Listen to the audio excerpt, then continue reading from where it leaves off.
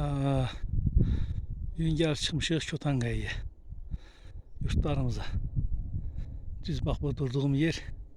Bu şehrin yer bizim yurdudur.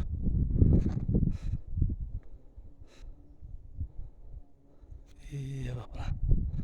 Çotangaya, burada Haşakaya. Geçti gitti. Bak bu dağın dalında da bizim yurt vardı. Görken dağın dalında dere yurt. Ondan o taraf sen de böyle.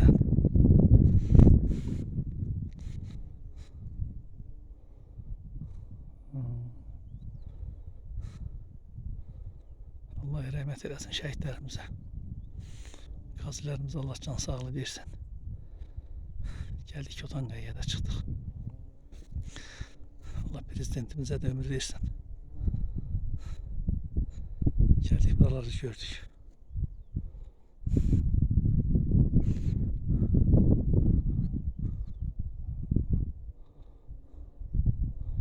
Allah atalarımıza, analarımıza da rahmet eylesin.